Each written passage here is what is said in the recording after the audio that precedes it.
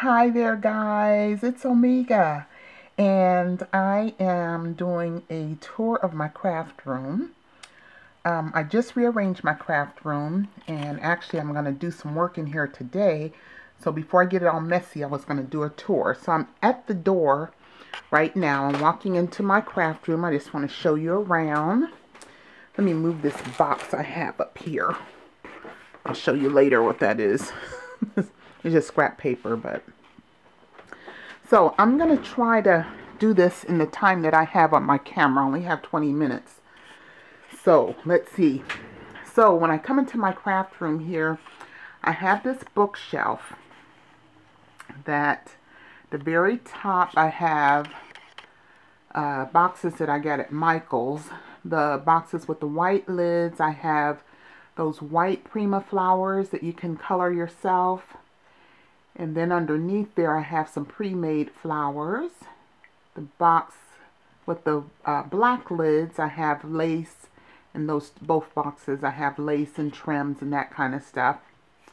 And at the very top I have some paper pads and cardstock there on top that I have nowhere else to put. So that's where it landed. The round box there is more lace and trim. And then I have some photo albums there. Then coming down on the bookshelf, that very first row or shelf there, those are plastic box binders. They actually have 3 rings inside, and they're plastic boxes that snap together. And what I use those for is to put my, as you can see on this shelf, I have several stamps here that I still have to put away, but I put my clear and cling stamps in those boxes.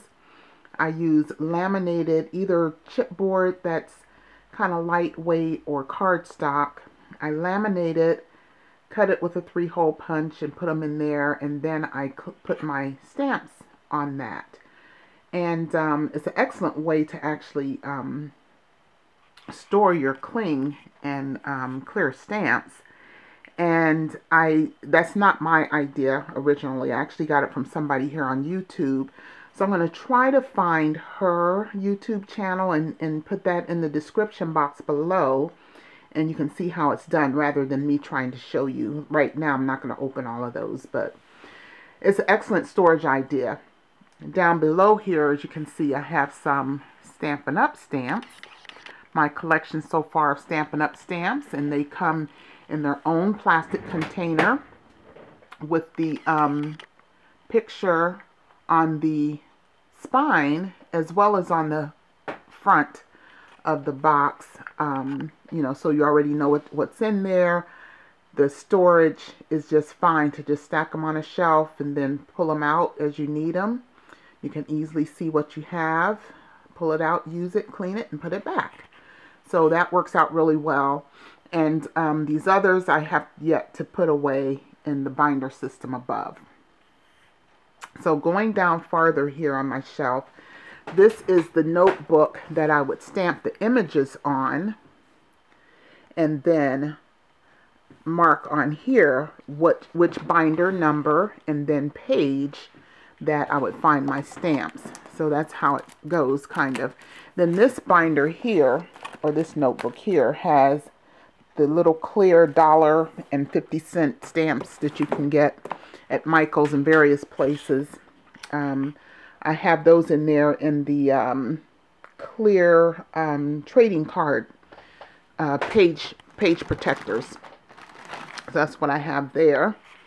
Then here are my Cuttlebug and other embossing folders. My embossing folders. I have Spellbinder, I have Cuttlebug, I have Doris, I have Sizzix, and also I have some Stampin' Up! Ones.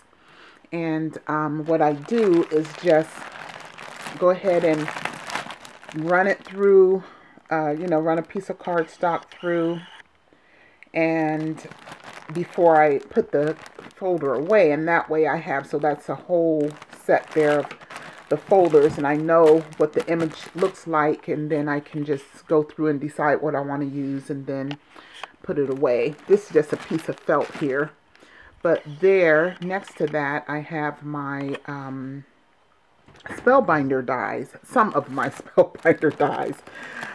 There's quite a few here in this basket. And I just have them there like that for now. And these are some long embossing folders that you can use for like scrapbook pages or on the edge of a card or whatever. But I have my Spellbinders in this basket. I actually started out putting them in a notebook, as you can see here. This notebook is full of Spellbinders as well. They're on the magnetic sheets, and the binder got really heavy. So I took some of them out actually and just left them on the card, and I just run through, find what I'm going to get, and put it back. Right now this is easier to get to than this actually, because this is so heavy, but I've got to find the exact way that I want to store my Spellbinder still, and still make it compact. So I'm still working on that. But next on the shelf here is a few trays here of 12 by 12 cardstock, as well as papers that are the loose ones, not in a paper pack but loose. Next to that are my celebrated bags from Michaels that I'll be making mini albums with. On the front here I have some coffee filters that I'll be using to make flowers. I love making my own flowers, so I'll be using that as well as cardstock to make flowers. Down here is my the Michaels, the envelopes and cards that you can get at Michaels that are really good for making mini albums as well. I'm sure you all have seen those. So I actually have some couple mini albums in the works. I will show you all once they're done. But that's what I have those for. On the very bottom of my shelf here, I have some chipboard that was going to be thrown away. So I have a huge stack here from work that I'm so happy that I was able to get my hands on. It's pretty decent weight of chipboard, so that comes in handy. And also some that I bought at Michaels. Sorry. The ones they had in the dollar bin. And at one point I think they were 2 for $1. They were probably $1.50 originally, and then on sale 2 for $1. So I got most of those when they were 2 for $1. Then I have some the clear boxes there that I bought from a store online. And then I'm going to go over, I have a closet here that I'm not using yet for my craft storage because I have clothes in there. I need to clear out that closet and then I'll use it for storage. Then the far corner here of my craft room, I have the Expedit Cubes. These are the smallest cubes that they have at IKEA. And at first I had them sitting separately on the floor on opposite sides of the room. And of course that was taking up more space, so I decided to stack them on top of each other when I rearranged my room. So on the very bottom there, I have some cardstock, 8.5 by 11 cardstock, as well as some paper packs there on the left side. On this side here, some of the 6 by 6 paper packs, and then my collection of Stampin' Up! Paper and cardstock so far. The designer series paper and cardstock. Then above that I have some paper pads, that 12 by 12 that I've had. Some more cardstock there, and then some more of those bags from, not bags, but envelopes and cards from Michaels. Above that, and the next Expedite is the red box there has just miscellaneous items in it right now. Kind of tossed a lot of stuff in there, but mostly acrylic paint, and I have a couple cans of acrylic, the spray sealant, and I have some watercolor stuff, and just odds and ends in that box. I'm going to go closer here to my Copic markers. I'm trying to roll on my chair so I don't shake too much. But I want to show you this.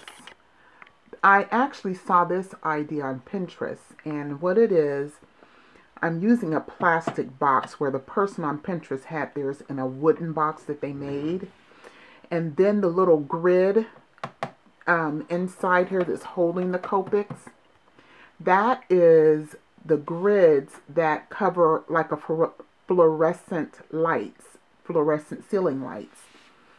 And you can get those grids, and they come in a very large, you know, the size that would cover a fluorescent lamp that's hanging in the ceiling, like in an office or something. So it comes in a sheet that's about maybe a yard by 18 inches, something like that. And you just get it and you can cut it down. I used a hacksaw to cut mine down. And so at the very bottom of the box there's a whole grid, the whole size of the box, as you can see there.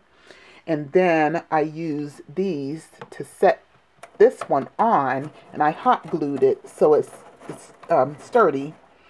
And then you just stick the Copics down in there, and having the one in the bottom, you match up the, you know,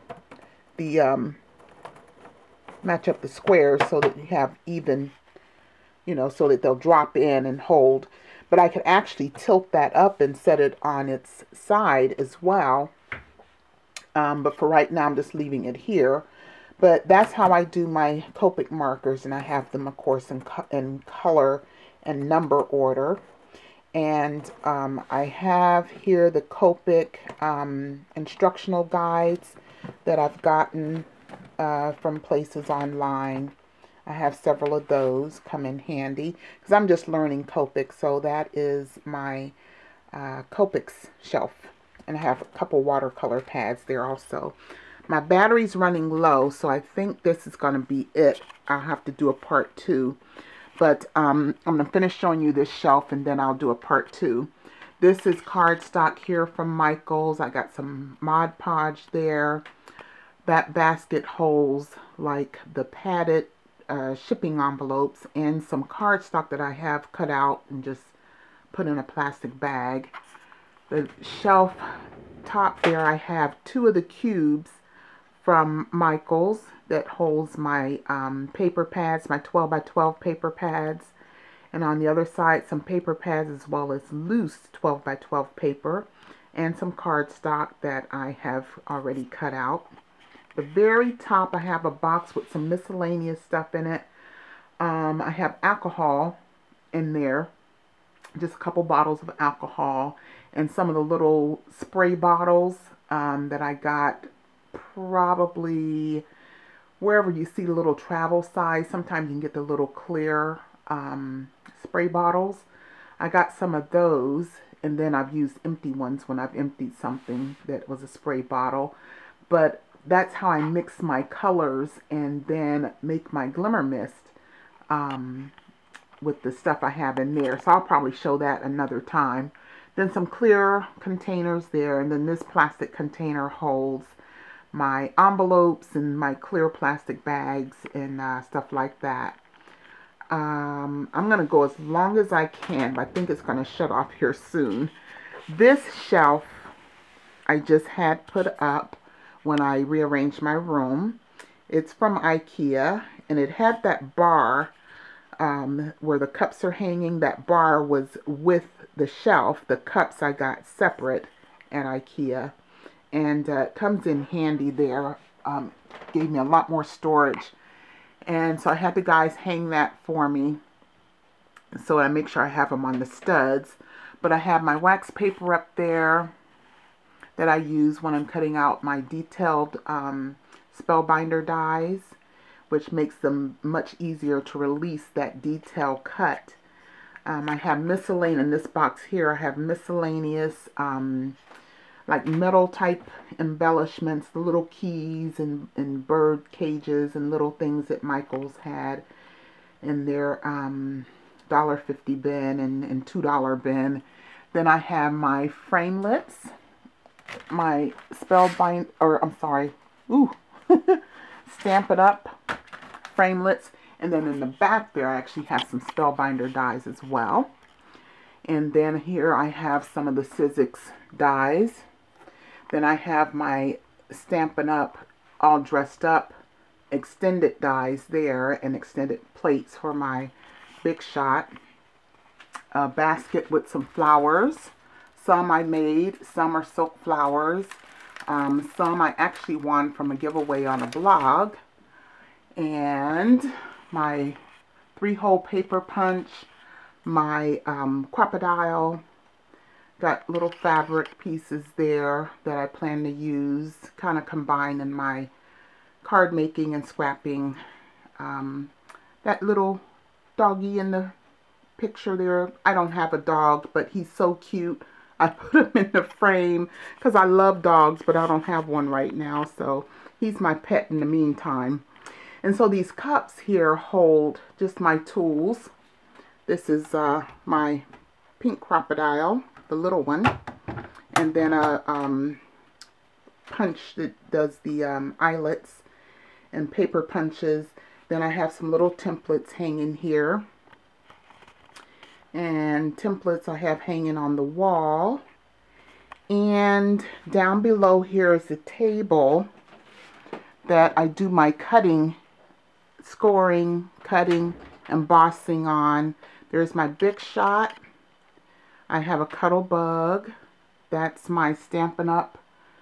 Scoreboard, and I have the diagonal plate on there. Actually, it's a regular plate, and then you have the diagonal plate that's great for using it for making envelopes. Then I have a guillotine styled cutter where I'm cutting when I'm cutting my cardstock or doing a lot at one time. I use that. On the bottom there I have some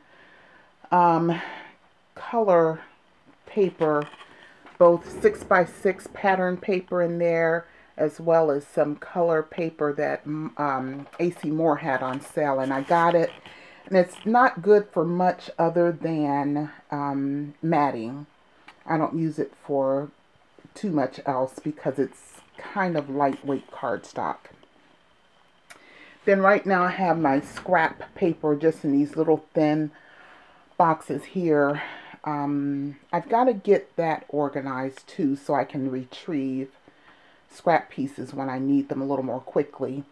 But for right now, that's where I put my scrap paper. And I just go through there when I think I have something I need in there. Some envelopes that I made, actually using the... Oh, I just dropped something there. I actually made these envelopes on my Stampin' Up! Diagonal plate. So I have to show you all how I did that. I think I can maybe get through this chest here. I got this when I decided to change my room around. I got this chest and the guys put it together for me. And in this chest is where I keep most of my punches. These are my punches from Stampin' Up! So far. My camera, accessories and wires and stuff. More punches here. EK Success. I got Recollections, McGill, some Fiskars punches, and some Martha Stewart punches back there in the corner. Then I have this drawer has all my wooden stamps there. And next I have more punches. A lot of Martha Stewart, Recollection, McGill, EK Success, and I have room for more large punches. Then Martha Stewart punches there. And I needed the deeper drawers for those. That's why I have those wooden blocks kind of in between, because they're in a flat or narrower drawer. Then the very last drawer here has my refills of my Memento ink pad refills. My Stampin' Up! Ink pad refills are here. Then my Cuddle Bug extra plates for my Cuddle Bug. A lot of bling that when they had it on sale here a couple weeks ago, I got as much as I could of the bling stuff. And I have extra UT, that's the ultra thick embossing powder. And then another craft mat and some vinyl for my electronic cutter. And as you can see, also I have my table up on risers that help lift it up and makes it easy to use. Gotta go now, my battery's gone. Bye.